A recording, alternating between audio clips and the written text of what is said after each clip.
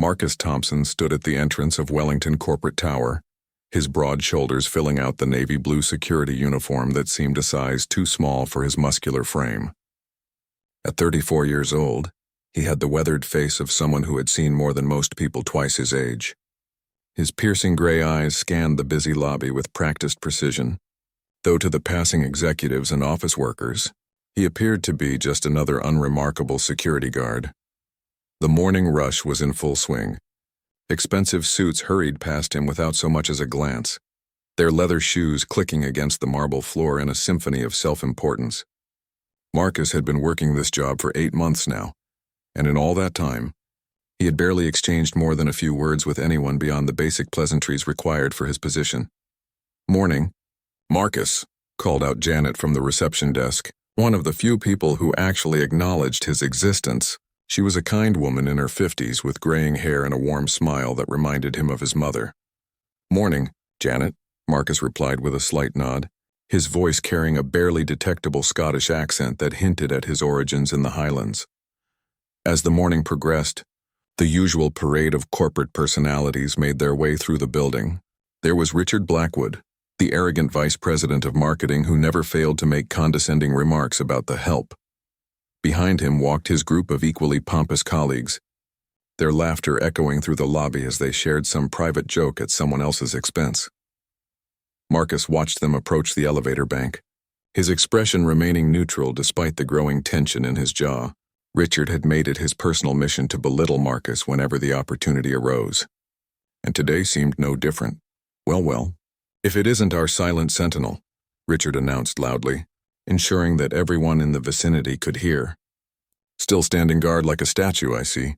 Tell me, Marcus, do you ever actually do anything, or do they just pay you to look intimidating?"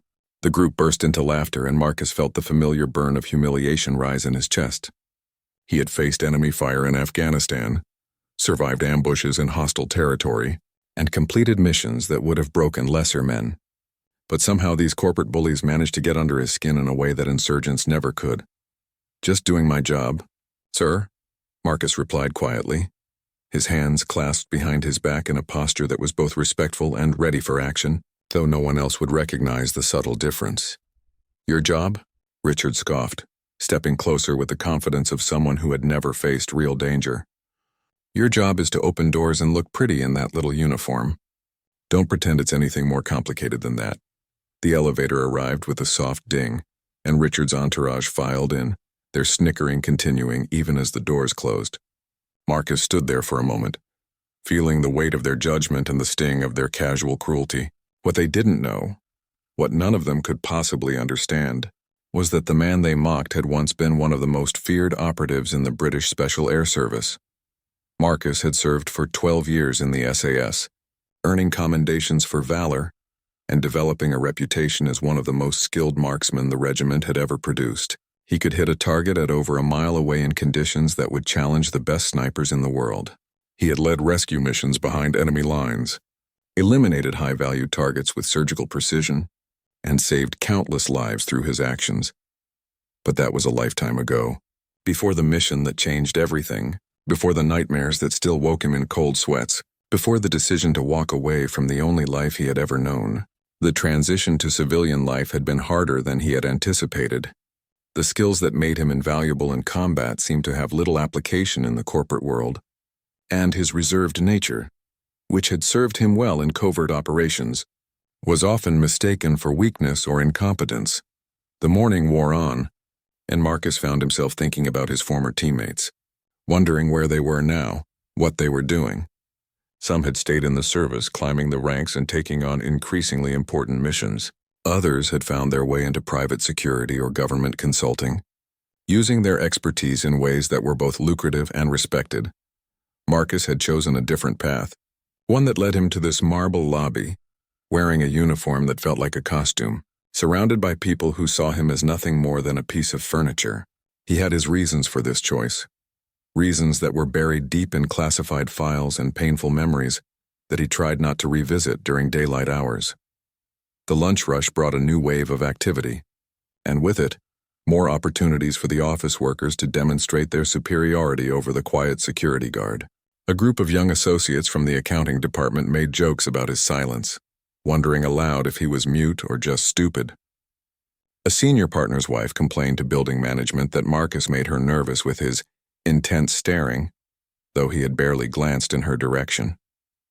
Through it all, Marcus maintained his composure, responding to each slight with the same measured professionalism that had once made him a model soldier. But beneath the surface, something was stirring. The part of him that had been trained to assess threats and neutralize them was beginning to take notice of patterns, weaknesses and vulnerabilities in the people around him. As the day drew to a close and the building began to empty, Marcus reflected on the strange irony of his situation. He was surrounded by people who considered themselves important, powerful, and successful, yet they had no idea that they spent their days in the presence of someone who had literally held the power of life and death in his hands. They mocked what they perceived as weakness, never suspecting that his restraint was actually a testament to his strength. The last of the office workers filed out, their chatter fading as they made their way to the parking garage. Marcus began his final security rounds, checking locks and ensuring that the building was secure for the night. In the quiet of the empty offices, he allowed himself a small smile. Tomorrow would bring more of the same treatment, more mockery and condescension, but he had endured worse things than wounded pride. What none of them knew was that Marcus Thompson was about to face a test that would reveal exactly what kind of man stood guard in their comfortable corporate world. 3 weeks after Richard Blackwood's latest humiliation attempt, the first signs of trouble began to appear. Marcus noticed them immediately, though he doubted anyone else in the building would recognize the subtle indicators of a developing threat. Years of training had taught him to read environments, and people like others read books, and what he was seeing made his instincts scream with alarm. It started with the new maintenance crew that had been contracted to work the night shifts. Marcus had seen their paperwork, which appeared legitimate on the surface, but something about their movements and behaviors set off warning bells in his mind. They moved with too much purpose, their eyes constantly scanning for security cameras and access points rather than focusing on their assigned cleaning tasks. During his evening rounds, Marcus had observed them paying particular attention to the executive floors, especially the areas around the offices of high-ranking company officials. They asked too many questions about building procedures, emergency exits, and security protocols under the guise of ensuring they didn't interfere with safety measures. Marcus had tried to voice his concerns to his supervisor, a lazy middle-aged man named Pete who spent most of his time playing games on his phone and counting the hours until retirement. Pete had dismissed Marcus's observations with barely concealed irritation. "You're paranoid, Thompson," Pete had said, not even bothering to look up from his screen. "These guys come highly recommended, and their background checks cleared. Stop looking for problems where there aren't any." But Marcus knew better.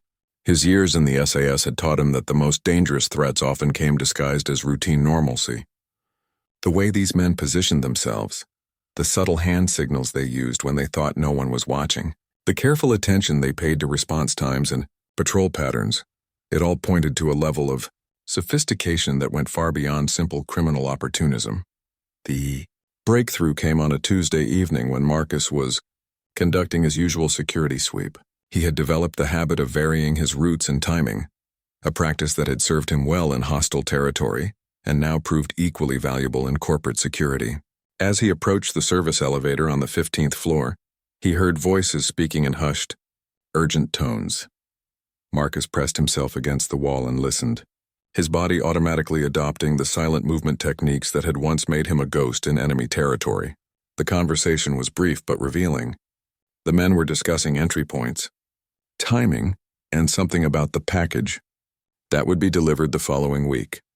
More disturbing was their casual mention of eliminating witnesses and their obvious familiarity with the building's security systems. These weren't common thieves planning to steal office equipment.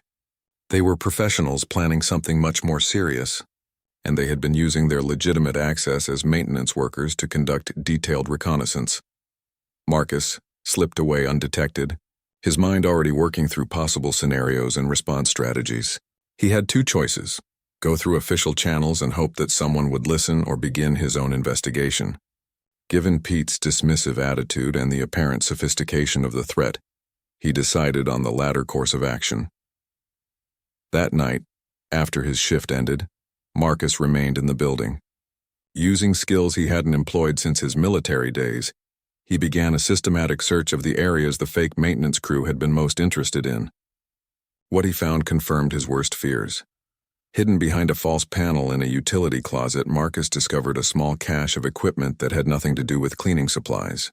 There were electronic devices for bypassing security systems, floor plans of the building with detailed annotations, and most disturbing of all, photographs of several executives along with information about their daily routines. Among the photographs was one of Richard Blackwood, the very man who had spent months mocking Marcus as a useless decoration.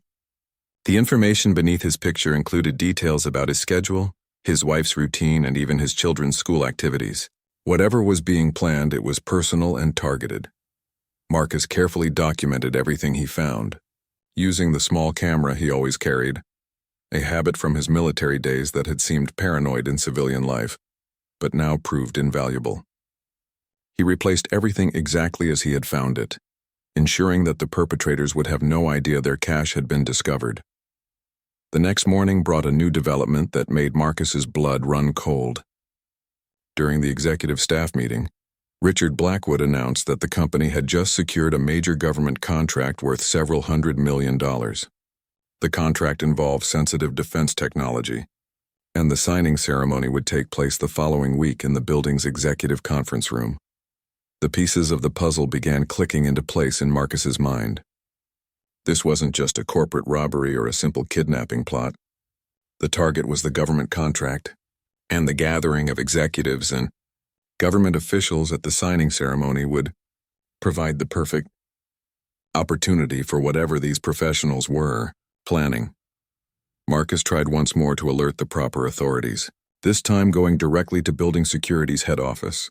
He presented his evidence and concerns to the district manager, a stern woman named Patricia Wells, who had a reputation for taking security seriously.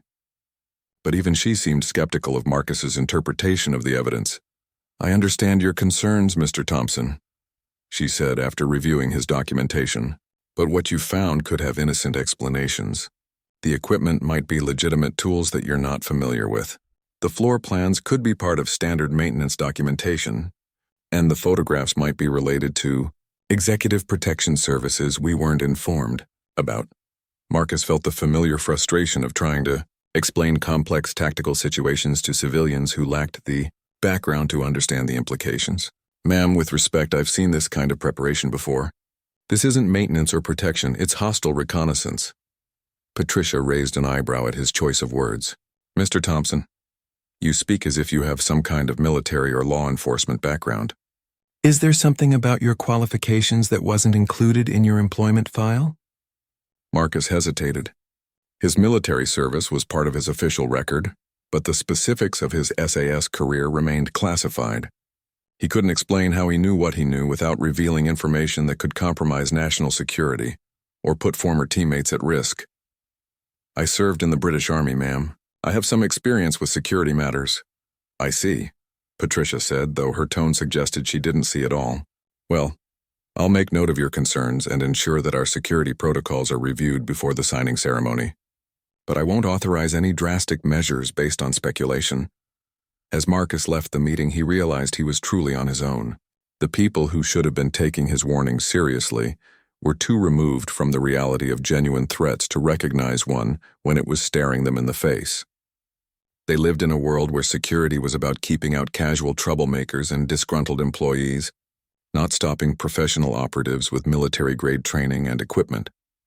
That afternoon, Marcus watched Richard Blackwood stride through the lobby with his usual arrogant confidence, completely unaware that his photograph was sitting in a hostile reconnaissance cache just floors above his head.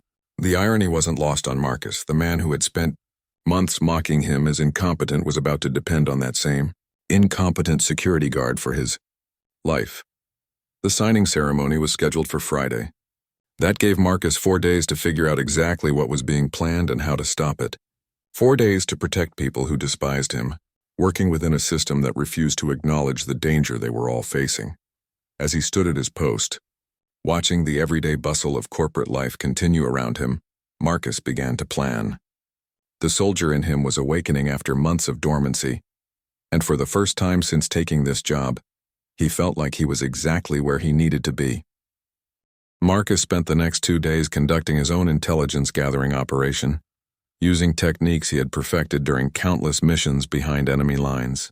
He arrived early each morning and stayed late every evening, carefully documenting the movements and behaviors of the suspicious maintenance crew while maintaining his normal duties as a security guard. What he discovered was even more sophisticated than he had initially suspected.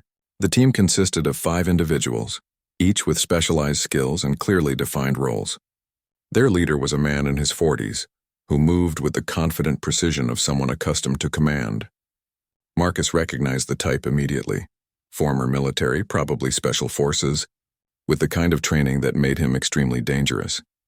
The others included a communications specialist who had been systematically mapping the building's electronic infrastructure, a demolitions expert who had been studying structural weak points under the guise of checking for maintenance issues, and 2 operators who appeared to be muscle, but whose subtle movements suggested they were far more skilled than typical hired guns. Through careful observation and some discreet investigation, Marcus pieced together their plan. They intended to take control of the executive conference room during the signing ceremony, using the assembled officials and business leaders as leverage to force the transfer of the classified defense contract to hostile foreign interests. The sophistication of their preparation suggested they had backing from a nation-state actor, not merely criminal organization. The beauty of their plan was its simplicity. They had legitimate access to the building, detailed knowledge of its security systems, and complete information about their targets' routines. When the time came, they could execute their operation with minimal resistance because no one would see them coming until it was too late. Marcus knew he couldn't stop 5 professional operatives alone, especially not without revealing his true capabilities and background. He needed help, but the official channels had proven useless. That left him with one option. He would have to contact his former colleagues in the SAS. Using a secure communication method he had hoped never to use again, Marcus reached out to Colonel James Harrison, his former commanding officer. The conversation was brief and coded, but Harrison understood immediately that Marcus had stumbled onto something significant. "How certain are you about this assessment?" Harrison asked, his voice carrying the weight of someone who had learned to trust Marcus's judgment in life-or-death situations. 100%, sir. This is the real deal. Professional operation, state-level backing, high-value target. They'll succeed unless someone stops them. Can you maintain your cover until we can get a team in position? Yes, sir, but it has to be soon. The operation is scheduled for Friday morning. Understood. We'll have assets in place within 24 hours. Maintain normal routines and avoid any actions that might compromise your position. And Marcus, it's good to know you're still out there watching over things. The next morning brought a new wrinkle to the situation. Richard Blackwood arrived at work in an unusually agitated state, his normal arrogance replaced by obvious stress and anxiety. Marcus overheard him on his phone discussing additional security measures for the signing ceremony, apparently responding to some vague intelligence warning that had filtered down through government channels. "I don't care what it costs," Richard was saying into his phone as he passed Marcus's position. "If there's even a remote possibility of a security threat, I want every possible precaution taken. This contract is worth too much to take any chances." Marcus almost smiled at the irony. Richard was demanding protection from a threat he didn't understand, never suspecting that his salvation might come from the security guard he had spent months belittling. The warning had probably come from Colonel Harrison's contacts in the intelligence community, a general alert that something might be developing without specific details about the nature or timing of the threat. That afternoon, Marcus noticed new faces in the building. Men and women who moved with the kind of purposeful efficiency that marked them as government security personnel. They were conducting their own assessment of the building's vulnerabilities, but Marcus could see they were missing the key elements that made the threat so dangerous. They were looking for external threats, not realizing that the enemy was already inside. The hostile operatives noticed the increased attention as well, and Marcus could see them adjusting their plans accordingly. They began communicating more through coded hand signals and appeared to be accelerating their timeline. What had been planned as a Friday morning operation might now happen as early as Thursday evening. Marcus found himself in an impossible position. He couldn't reveal what he knew without exposing his own capabilities and potentially compromising the SAS operation that was being put into place. But he also couldn't stand by and watch as the situation spiraled toward a violent confrontation that would likely result in innocent casualties. The solution came to him as he watched Richard Blackwood stride through the lobby with his usual self-importance, completely oblivious to the danger surrounding him. Marcus realized that the key to stopping the operation wasn't to prevent it from happening, but to ensure it happened on his terms, in a controlled environment where the hostiles could be neutralized without risking civilian lives. That evening, Marcus made a decision that went against every instinct developed during his years of covert operations. Instead of maintaining his cover and waiting for backup, he chose to take direct action. Using skills he had hoped never to need again, Marcus began his own psychological warfare campaign against the hostile operatives. It started with small things, equipment that wasn't quite where they had left it, security cameras that seemed to be focused on their areas of operation, subtle signs that someone was watching them. Marcus was careful to make these interventions just obvious enough to create paranoia without revealing the source. The effect was immediate and dramatic. The operatives began displaying signs of stress and suspicion, looking over their shoulders and questioning whether their cover had been blown. Their leader called for emergency meetings in areas Marcus couldn't observe, but their body language told the story clearly enough. They were beginning to doubt their operational security. By Thursday morning, the psychological pressure had reached a tipping point. Marcus watched as the team leader made a phone call that lasted several minutes, his agitation obvious even from a distance. When the call ended, the operative's expression was grim, and Marcus knew they had decided to accelerate their timeline even further. The attack would come today. Marcus sent a coded message to Colonel Harrison, alerting him to the changed timeline, then began his final preparations. He had identified several key positions in the building where he could establish fields of fire to cover the executive conference room. His old sniper rifle was locked away in a storage unit across the city, but the building's security office contained weapons that would serve his purpose if properly modified. As the morning progressed, Marcus noticed that several key executives had called in sick or delayed their arrival at the office. The intelligence warning had apparently been more specific than he had realized, and someone in the government security apparatus was taking precautions to minimize the number of potential hostages. Richard Blackwood, however, remained stubbornly present, insisting that the signing ceremony would proceed as scheduled despite the security concerns. His arrogance and ambition had made him the perfect target for the hostile operation, and now that same arrogance might get him killed. Marcus checked his watch. The ceremony was scheduled to begin in 3 hours. Colonel Harrison's team should be in position within the next hour. The hostile operatives were already moving into their final positions, their nervous energy barely contained as they prepared for an operation that had become far more complex than they had originally planned. Standing at his post in the marble lobby, wearing the uniform that had made him a target for months of ridicule and condescension, Marcus Thompson prepared to become what he had always been, a guardian standing between innocent people and those who would harm them. The quiet security guard was about to remind everyone why some men choose silence not from weakness, but because their actions speak louder than any words ever could. At exactly 10:30 a.m., the hostile operatives made their move. Marcus was conducting a routine patrol on the 12th floor when he heard the first signs of trouble. The subtle sound of elevator doors being forced open and the whispered commands of men moving into combat positions. The signing ceremony had been scheduled to begin at 11, but the operatives had decided to secure the building early, probably hoping to catch the security response off guard. Marcus immediately activated the emergency communication device Colonel Harrison had provided, sending a coded signal that meant operation in progress. He then began moving toward the executive conference room on the 20th floor, using service corridors and maintenance stairwells that he had memorized during his weeks of preparation. The hostiles had divided into 2 teams. 3 operatives were moving to secure the conference room, and the executives already present for preliminary meetings, while 2 others were positioning themselves to control the building's main access points and prevent reinforcements from reaching the upper floors. It was a textbook hostage situation designed to create maximum leverage with minimum risk. What they hadn't counted on was Marcus. As he climbed the service stairs, Marcus's mind shifted into the focused analytical mode that had kept him alive through dozens of high-risk operations.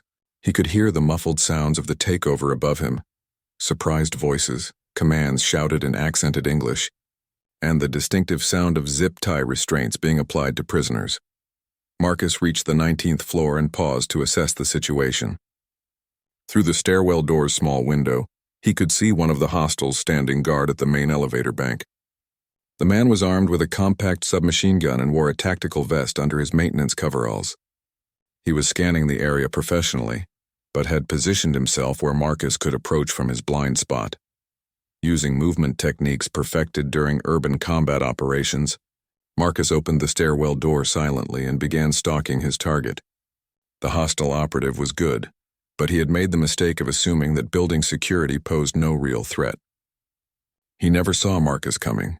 The takedown was swift and silent. Marcus used a chokehold that rendered the operative unconscious in less than 10 seconds, then secured his weapons and communications equipment. The man's radio crackled with updates from the team leader, reporting that they had successfully secured 5 executives and were preparing to make their demands. Among the hostages was Richard Blackwood. Marcus keyed the captured radio and listened as the team leader outlined their demands to someone who was apparently a government negotiator. They wanted the defense contract transferred to a specified account, along with detailed technical specifications and research data.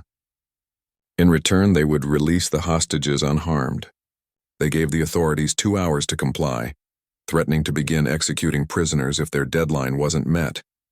The irony of the situation wasn't lost on Marcus. Richard Blackwood, who had spent months mocking the quiet security guard as incompetent and useless, was now completely dependent on that same man for his survival. The executives who had treated Marcus as invisible furniture were about to discover exactly what kind of man had been standing guard over their comfortable world. Marcus made his way to the 20th floor, where he could hear voices coming from the executive conference room. Through careful observation, he determined that the 3 remaining operatives had barricaded themselves inside with their prisoners. The room had only one entrance, which was both an advantage and a disadvantage. It meant the hostiles couldn't escape easily, but it also meant any rescue attempt would have to come through a fatal funnel that gave all the advantages to the defenders. The building's fire suppression system gave Marcus an idea. Each floor had emergency controls that could trigger smoke deployment and activate ventilation systems. If he could create the right kind of distraction, he might be able to even the odds before Colonel Harrison's team arrived. Marcus accessed the maintenance panel for the 20th floor and began manipulating the building's environmental controls. Within minutes, smoke began pouring into the conference room from the ventilation system, accompanied by the loud blare of fire alarms. The confusion was immediate and dramatic. Marcus could hear shouting and movement as the operatives tried to figure out whether the building was actually on fire or if they were under attack. In the chaos, Marcus heard something that made his blood run cold. One of the hostiles was shouting at the prisoners, threatening to kill anyone who moved. Richard Blackwood's voice could be heard pleading for calm, his usual arrogance replaced by obvious terror. Whatever else Marcus thought of the man, he didn't deserve to die because of corporate greed and international espionage. The smoke was providing cover, but Marcus needed more than concealment. He needed a clear shot at the operatives while minimizing risk to the hostages. The conference room's floor-to-ceiling windows faced the building across the street, where Marcus now noticed the telltale glint of a sniper scope. Colonel Harrison's team was in position. Marcus used the captured radio to contact the SAS sniper, identifying himself with a code phrase that would immediately establish his credentials and tactical situation. The conversation was brief but comprehensive. Marcus provided precise information about the positions of hostiles and hostages, while the sniper confirmed his ability to engage targets through the conference room windows.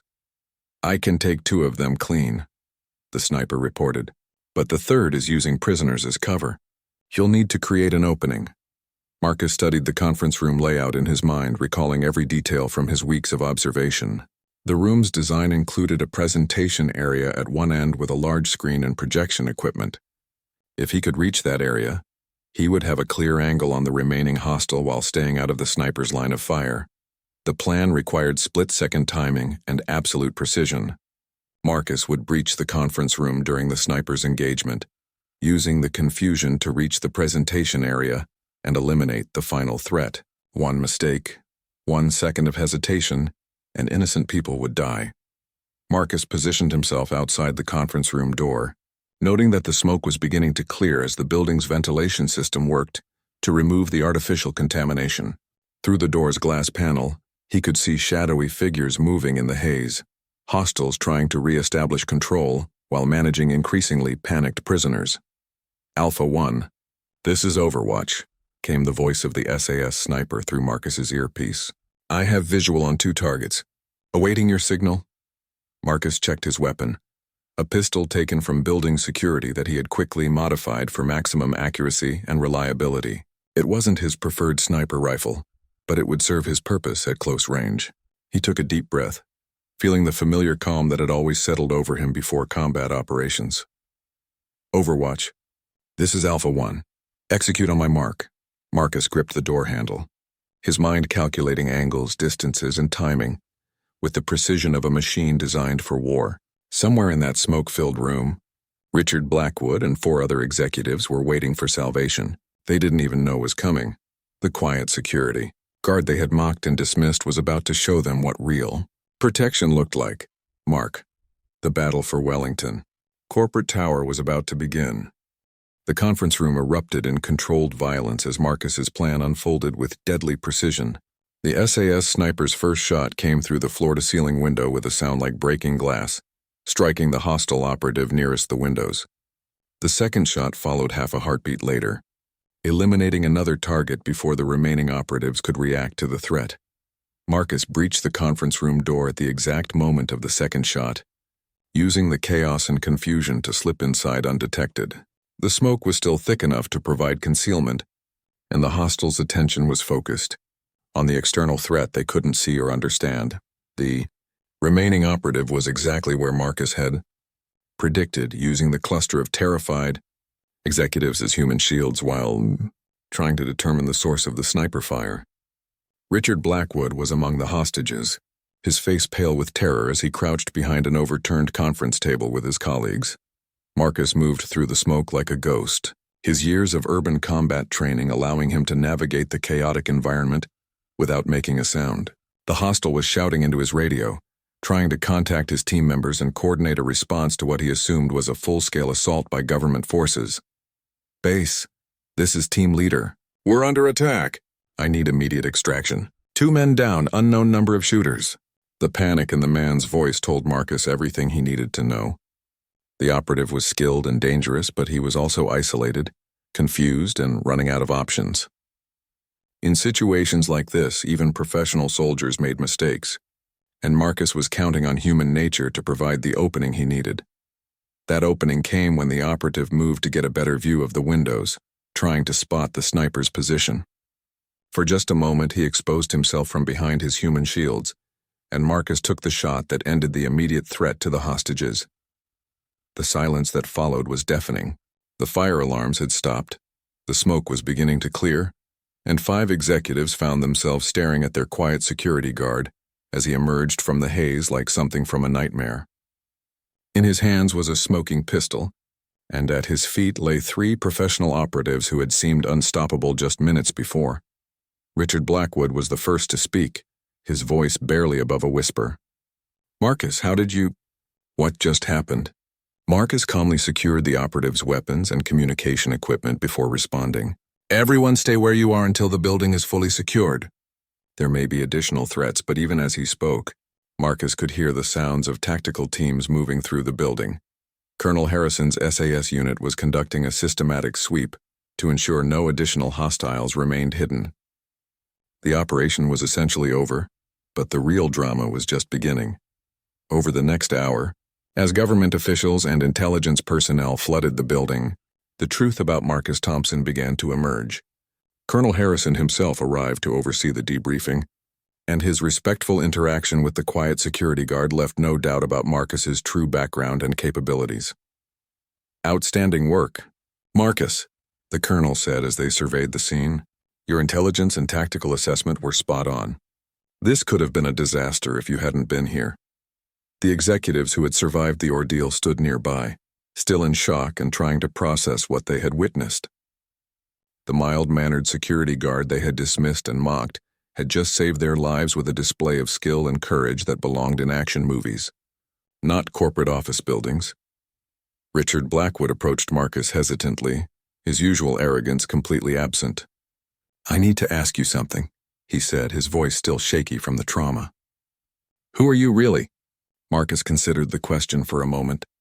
The official debriefing would reveal some of his background, but the full extent of his military service would remain classified. "I'm exactly who I've always been, Mr. Blackwood, a man doing his job. But you're not just a security guard, are you? The way you moved, the way you handled those weapons, that's not normal training." Colonel Harrison intervened before Marcus could respond. "Mr. Blackwood, Mr. Thompson served with distinction in Her Majesty's Armed Forces. The specifics of his service record are classified, but I can tell you that you owe your life to one of the finest soldiers I've ever had the privilege to command." The weight of those words settled over the assembled executives like a physical force. For months they had treated Marcus as if he were invisible, a piece of furniture that happened to wear a uniform. They had mocked his quiet demeanor, made jokes about his competence, and treated him with the casual cruelty that people often reserve for those they consider beneath their notice. Now they were learning that their incompetent security guard was a decorated Special Forces veteran who had risked his life to save theirs. The man they had dismissed as simple and unremarkable had just demonstrated skills and courage that belonged in the realm of legends. Patricia Wells, the district security manager who had dismissed Marcus's warnings, arrived as the initial debriefing concluded. Her face was pale as she absorbed the details of what had transpired, and her own role in nearly allowing a catastrophe to unfold. "Mr. Thompson," she said, her voice tight with emotion, "I owe you an apology. When you brought me your concerns about the maintenance crew, I should have listened more carefully. Your assessment was completely accurate." Marcus nodded acceptingly, but there was no satisfaction in his expression. "The important thing is that everyone is safe, ma'am." As the afternoon wore on, word of the incident spread throughout the building and beyond. Employees who had witnessed the aftermath began to piece together the story, and the quiet security guard who had been the subject of jokes and casual dismissal suddenly became the center of intense curiosity and respect. Janet from the reception desk was among the first to seek him out after the area was cleared for normal access. Tears were streaming down her face as she approached him. "Marcus, I can't believe what happened up there. Are you hurt? Are you okay?" Her genuine concern touched something in Marcus that had been carefully buried for months. "I'm fine, Janet, thank you for asking. I always knew there was something special about you," she said, wiping her eyes. "The way you carried yourself, the way you watched over everyone even when they didn't appreciate it. I just never imagined." Marcus gave her one of his rare smiles. Sometimes the best protection is the kind people don't notice until they need it. As the day drew to a close and the investigation continued, Marcus found himself in an unusual position. The corporate executives who had spent months treating him with contempt were now looking at him with a mixture of gratitude, respect, and something that might have been shame. They were beginning to understand that their casual cruelty had been directed at someone who possessed more honor and capability than any of them had ever imagined. The quiet security guard who had endured their mockery without complaint had just proven that true. Strength often chooses silence not from weakness, but from a confidence that needs no validation from others. Marcus Thompson had never needed their approval or respect to know his own worth, but he was about to discover that earning both could be more satisfying than he had expected. The aftermath of the Wellington Corporate Tower incident would change everything for everyone involved, but perhaps most of all for the man who had spent months being invisible, while standing guard over people who never realized how much they needed protecting. The next morning brought a transformation that Marcus could never have anticipated. As he approached Wellington Corporate Tower for what he assumed would be another routine day, he found himself walking into a completely different world than the one he had left 24 hours earlier. The news media had gotten hold of the story overnight, though most of the details remained classified. The headlines spoke of a terrorist plot foiled by security hero, and corporate guard prevents international incident. Marcus's photograph, taken from his employee file, appeared on several news websites alongside articles that described him as a mysterious former soldier who had saved the lives of prominent business leaders. The lobby that had once buzzed with indifferent conversation now fell silent as Marcus entered. Every person present turned to look at him, their expressions ranging from curiosity to admiration to something approaching awe. The man who had been invisible for months was now the center of everyone's attention. Janet was waiting for him at the reception desk, her face bright with pride and excitement. "Marcus, there are reporters calling all morning asking about you. The phones haven't stopped ringing since the story broke." Marcus felt a familiar discomfort at being the focus of so much attention. Throughout his military career, he had preferred to operate in the shadows, accomplishing missions without fanfare or recognition. The sudden spotlight was more challenging for him than facing armed terrorists had been. "I'd prefer not to speak to any reporters." "Janet, this is supposed to be a quiet job." She laughed, a sound filled with genuine affection.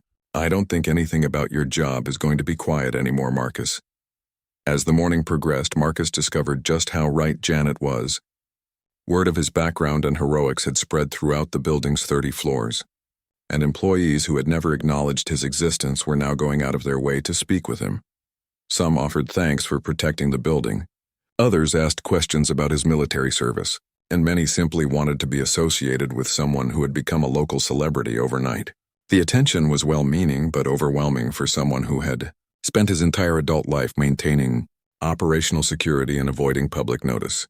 The real test came when Richard Blackwood arrived at work. The man who had spent months humiliating Marcus in front of his colleagues now approached the security desk with obvious nervousness.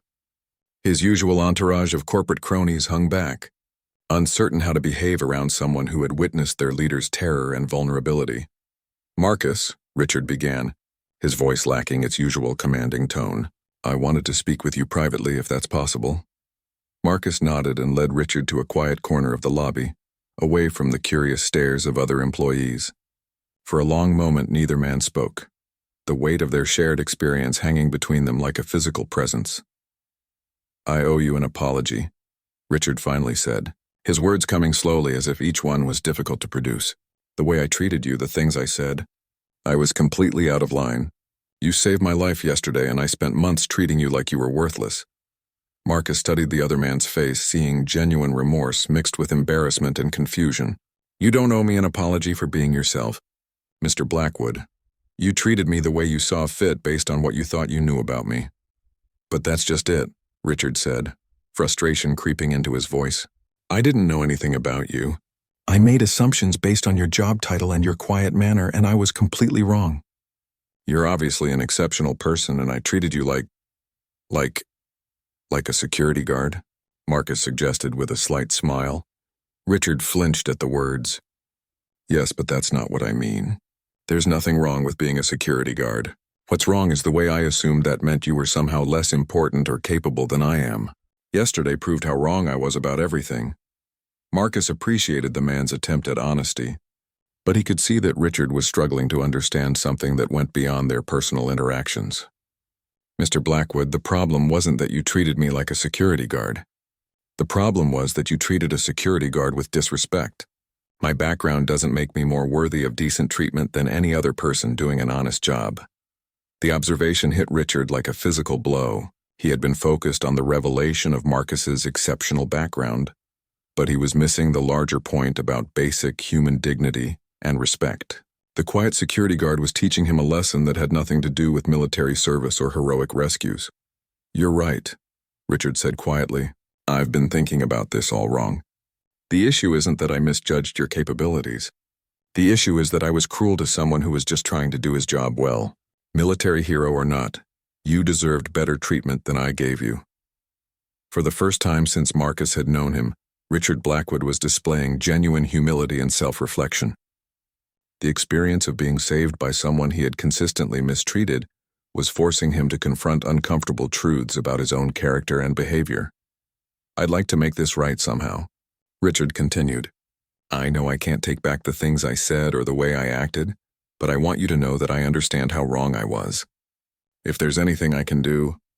Marcus considered the offer carefully.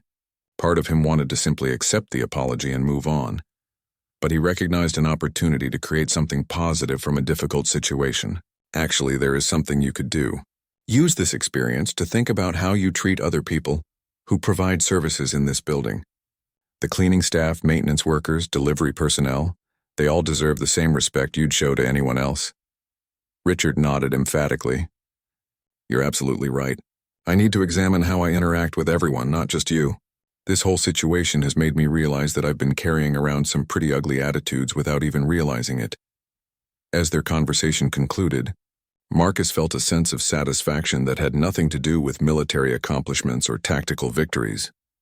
He had managed to turn a moment of personal vindication into an opportunity for genuine positive change, both for Richard and potentially for many other service workers who might benefit from the executive's newfound awareness. The rest of the day brought a steady stream of interactions with employees who wanted to express their gratitude, ask questions, or simply be associated with the building's unlikely hero.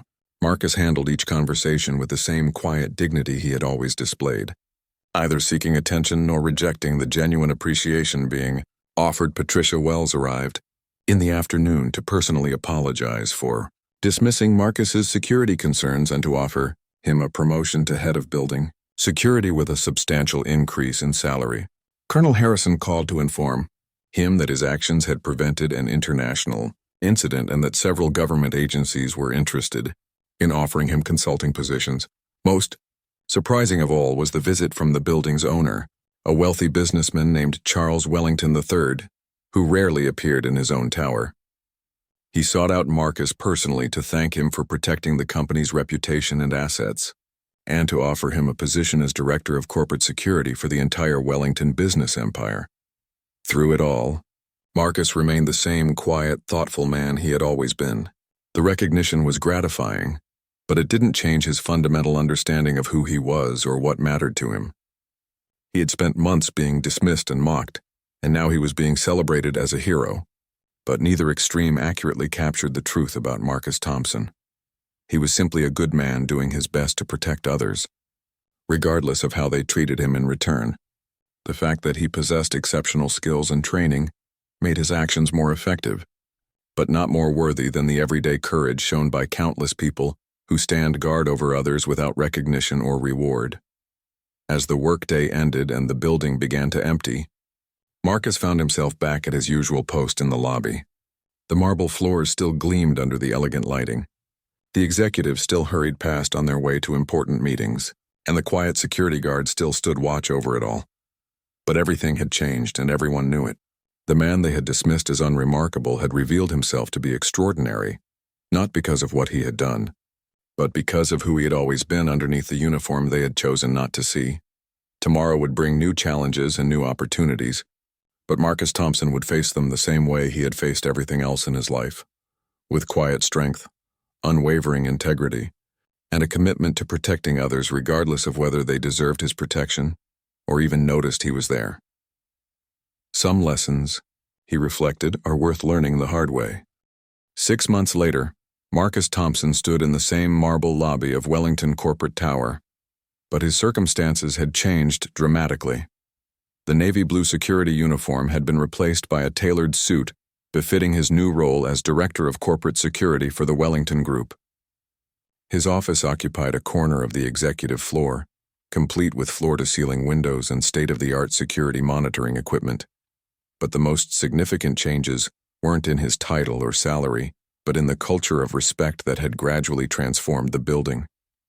Word of Marcus's story had spread far beyond the corporate walls, inspiring articles about workplace dignity, hidden potential, and the dangers of judging people based on superficial appearances. Richard Blackwood had become one of the most vocal advocates for treating all employees with respect and recognition. He regularly spoke at business conferences about his experience, sharing how his assumptions and prejudices had nearly prevented him from recognizing someone whose character and capabilities far exceeded his own. I learned that day that true strength is often quiet, Richard would tell audiences of corporate executives. The man I had been mocking for months turned out to be someone who had served his country with distinction and who possessed the courage to risk his life for people who had treated him badly. He taught me that how we treat others says everything about who we are, and nothing about who they are. Marcus's transformation from overlooked security guard to respected executive had created ripple effects throughout the company. Janitors found themselves being thanked for their work, maintenance staff were consulted about building improvements, and reception personnel were treated as valuable members of the team, rather than invisible fixtures. The changes went beyond mere politeness. Marcus had implemented new policies that provided career development opportunities for all employees, regardless of their starting position. Several former security guards had been promoted to supervisory roles. Maintenance workers had been offered training in specialized technical skills, and the company had established a scholarship program for employees' children. Janet, who had always shown Marcus kindness when others ignored him, now served as his executive assistant. Her warm personality and genuine care for others made her perfect for helping Marcus manage the human elements of corporate security. "You know," she said one afternoon as they reviewed security protocols, "sometimes I think about how different things would be if you hadn't been here that day. Not just the immediate danger, but all the changes that have happened since. It's like you've shown everyone what's possible when we actually see each other as human beings." Marcus looked up from the reports he was reviewing, his expression thoughtful. "The potential for those changes was always here, Janet. People are basically good. They just needed a reason to examine their assumptions and behaviors. Sometimes it takes a dramatic event to create that opportunity." The dramatic event he referred to had indeed created lasting change, but not without cost. The investigation into the terrorist plot had revealed a sophisticated international conspiracy that involved several other targets beyond Wellington Corporate Tower. Marcus had been called to testify before Parliament about security vulnerabilities in corporate infrastructure, and his recommendations had led to significant policy changes in how buildings housing sensitive government contracts were protected. Colonel Harrison had offered Marcus a return to active duty with a promotion and assignment to an elite counter-terrorism unit, but Marcus had declined. His years of military service had been fulfilling, but he had discovered something equally meaningful in civilian life: the opportunity to create positive change through leadership and example, rather than through force and violence. The afternoon brought an unexpected visitor. A young woman named Sarah Chen, who worked in the accounting department, knocked on Marcus's office door with obvious nervousness. "Mr. Thompson, I'm sorry to bother you, but I wanted to thank you for something that might seem small to you but meant everything to me." Marcus gestured for her to sit, giving her his full attention despite the stack of urgent reports on his desk. "What can I help you with, Sarah?" Last week, when Mr. Blackwood was giving his presentation to the board, he made a point of recognizing the work our department does. He specifically mentioned how the company's success depends on everyone doing their job well, not just the executives. He's never acknowledged our contribution before, and I know that change came from your influence. Sarah's eyes were bright with emotion as she continued. "You probably don't remember this, but about a year ago I was having trouble with my computer, and I asked you for help finding the IT department. You not only gave me directions, you actually walked me there and made sure someone could help me right away. You were just a security guard then, but you treated me like I mattered." Marcus did remember the incident, though he had thought nothing of it at the time. "That was just basic courtesy, Sarah. Anyone would have done the same thing." "But that's just it," she said, shaking her head. "Not everyone would have. Most people in this building walked past me like I was invisible, but you took time to actually help. And now, because of who you turned out to be and what you've accomplished, people are starting to treat all of us with that same kind of respect." As Sarah left his office, Marcus reflected on the unexpected consequences of simply being decent to others. He had helped her not because of any grand plan or noble intention, but because it was the right thing to do. That she had remembered and been affected by such a small gesture reminded him that influence often comes through accumulated small actions, rather than dramatic gestures. The end of the workday brought Marcus's daily walk through the building, a routine he had maintained despite his elevated position. He still knew every security guard, custodian, and maintenance worker by name, and he made it a point to check in with them regularly.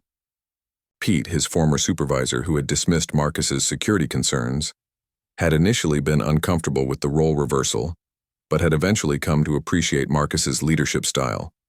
Instead of seeking revenge for past slights, Marcus had worked to improve Pete's job satisfaction and performance, eventually helping him transition into a role that better matched his interests and abilities. "You know, Marcus," Pete said as they concluded their evening security briefing, "I owe you an apology for how I handled things before all this happened. You were trying to do the right thing, and I was too lazy and cynical to listen. You could have thrown me under the bus when everything came out, but instead you helped me become better at my job."